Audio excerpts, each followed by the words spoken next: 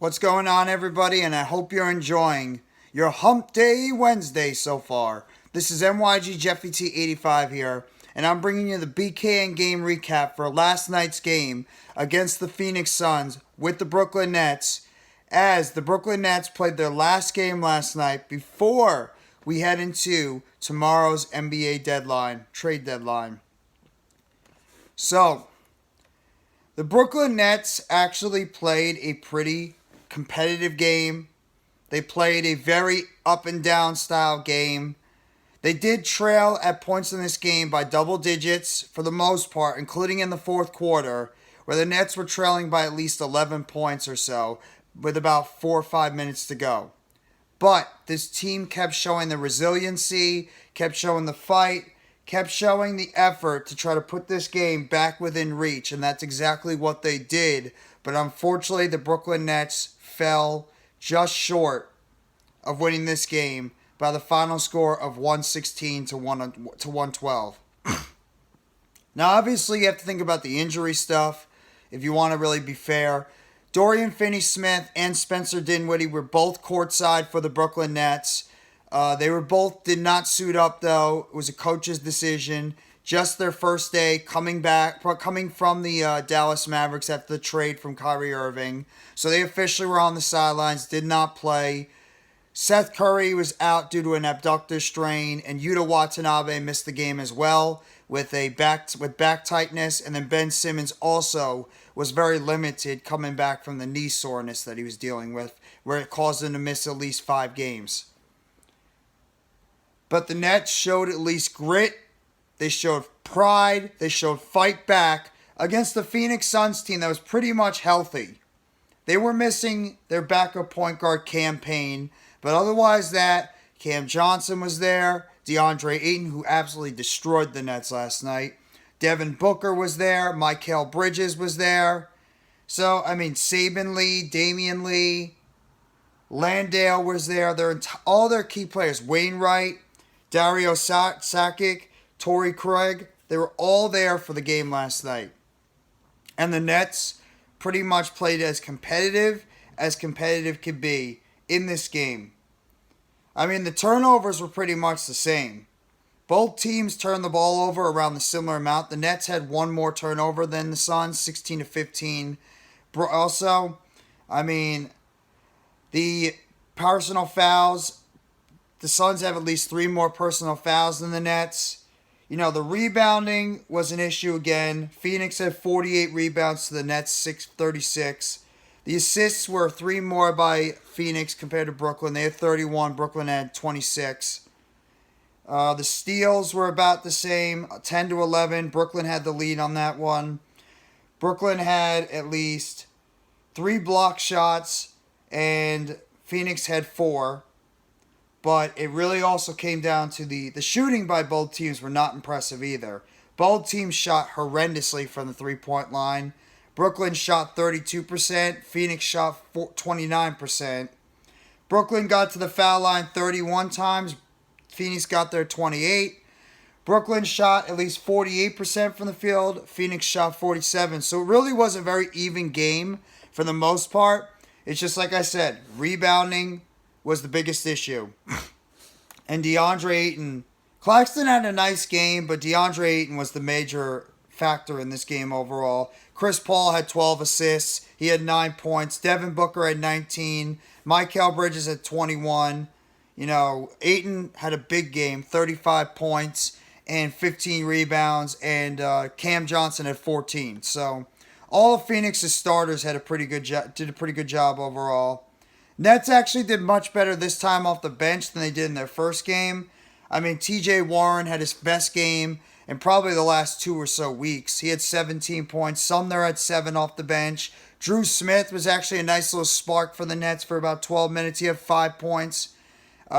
David Duke Jr. had some nice buckets with 4. Day'Ron Sharpe had a couple of nice moments, 6 points and 4 rebounds. And the starters, it was really 2 guys for the Nets that carried the show once again. And that was Cam Thomas, who had his 3rd straight 40-plus point game, 43 points in 39 minutes, 11 to 23 from the field, He got to the line 20 times, 18. He scored 18 of those 20 foul shots.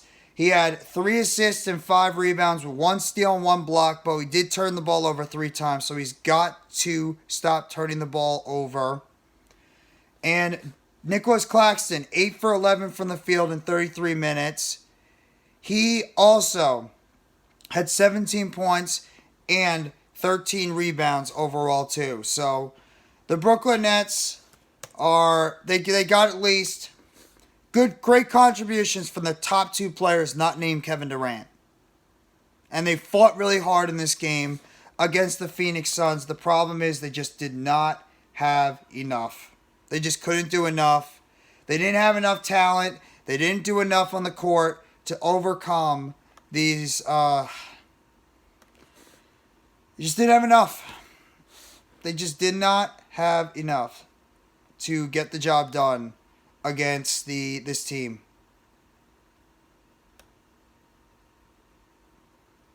And just to report some of the things that are going to happen, because you're going to hear a lot of NBA trade rumors too.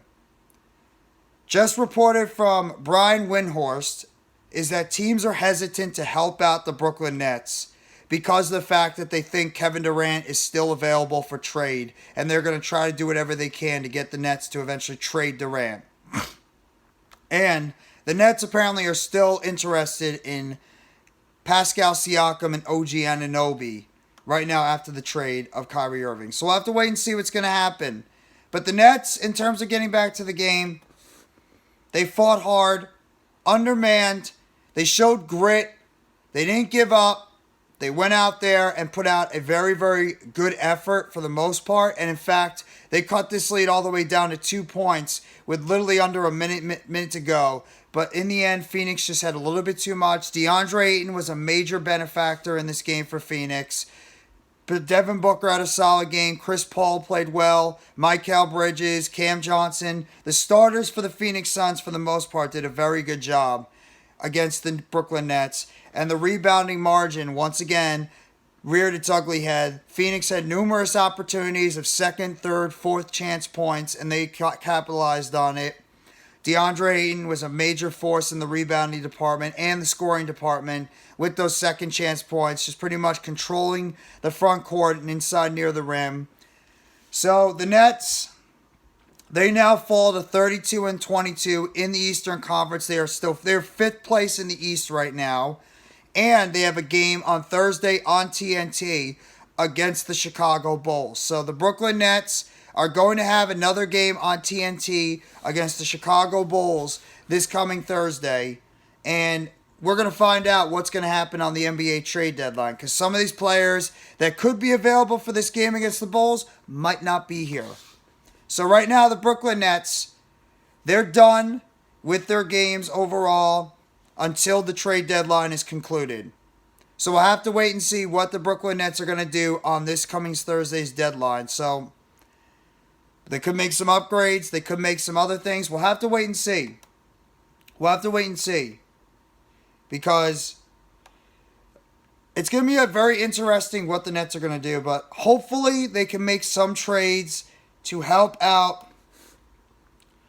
KD in terms of the going forward with the Brooklyn Nets. So we'll wait and see what's going to happen either way. It's been very tricky overall with this team. They played undermanned, but let's see what's going to happen heading into the trade deadline this coming Thursday. But that's your BKN Game Recap for the Brooklyn Nets as they fall to the Phoenix Suns last night by the final score of 116-112, despite another 40-point effort by Cam Thomas, 3 straight games of 40-plus points. So you guys let me know in the comment section what you thought about last night's Brooklyn Nets game against the Phoenix Suns. Unfortunately, them falling to the Suns by 4. And also, what do you think the Brooklyn Nets are going to do heading into this NBA trade deadline tomorrow afternoon? I believe it concludes at 3:30 or 4 o'clock tomorrow. Let me know what you guys think is going to happen with the Brooklyn Nets. I will be live today for the Pick and Roll podcast at 5 p.m. with my guys, Next Shift Randy, Mitch Chkovsky, and Nikki Stees. I will also be live tomorrow for the entire NBA trade deadline coverage from 10 a.m. all the way until the deadline passes, and I will be live again tomorrow night for the Brooklyn Nets and the Chicago Bulls game on TNT. But let me know what you guys think of the game last night, the state of the Nets, and what you think the Nets are going to do heading into the NBA trade deadline tomorrow afternoon. Thank you very much, everybody. Hit the like, sub up, and turn on the bell for notifications on the next video or short dropping on the channel. Thank you very much, everybody. Enjoy the rest of your Hump Day Wednesday. Take it easy, and let's go, Brooklyn Nets. As always, it's a Nets world, and we're all just living in it.